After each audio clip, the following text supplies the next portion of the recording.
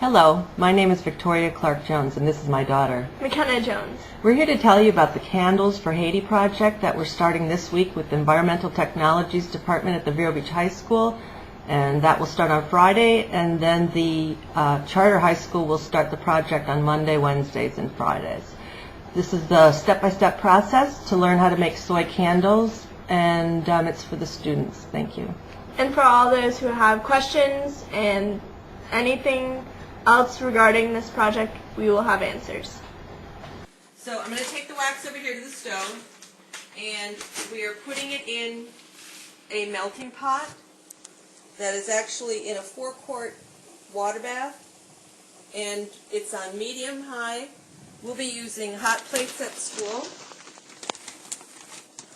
This is the wax that Nature's Gift International makes and distributes, and they gave us 15 boxes, 50-pound boxes to use for the Candles for Haiti project. It takes about 45 minutes to an hour almost for a pouring pot to melt the wax that you put in it. I like to just fill it to the top.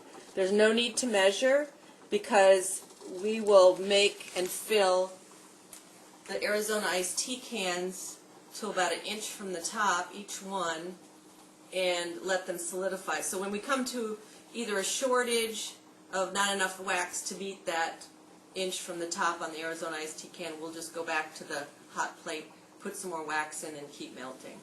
So it's a constant supply of hot wax for us. Here we're going to put the hole in the bottom of the Arizona iced tea can to lace the wick out of. I used a little template there to make sure that the hole is centered in the bottom of the can.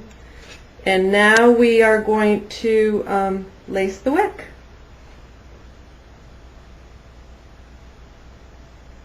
While the wax is melting, we're going to go over here, and I'm going to show you how to lace the wicks through the cans that we're using for molds.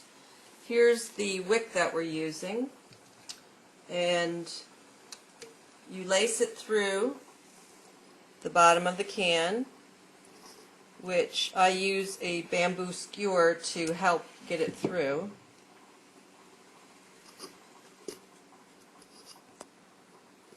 Alright, are we going to already have the holes in the cans, or are we going to No, we're going to have to put the holes in the cans, and we're going to have to take the tops off the cans too. These two are already done. Here we have the wick laced through the can, and now it has to go through the hole in the popsicle stick, and then it gets tied off. And I try to get that knot as close to the end of the wick to preserve and save wick.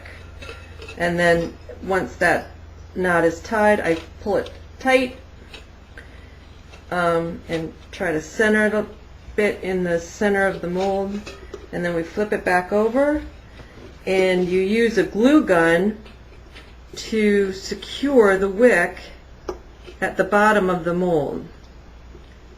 Now, when the candle is solidified and we pop the wax out of these molds, the bottom actually becomes the top and the top becomes the bottom, and you'll see. We're letting the glue set up a little bit, and then I will trim it off, and we'll have a mold with a wick in it. The next step will be take our scissors and trim about to 1/2 inch.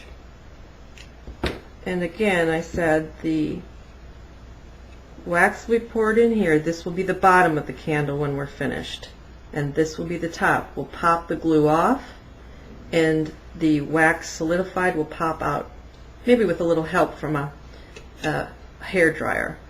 But most importantly, we need to get this popsicle stick and wick centered as close as we can to the middle of the can. Once the wax goes in, because it's heavier than the can is, it will straighten the circumference of the candle out. And let's get to pouring the wax now. Okay, here is the wax melted, and McKenna's going to pour into the molds.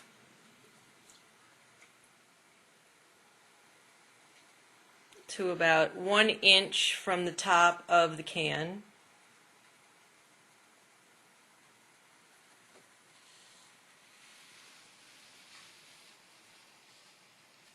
Coming close.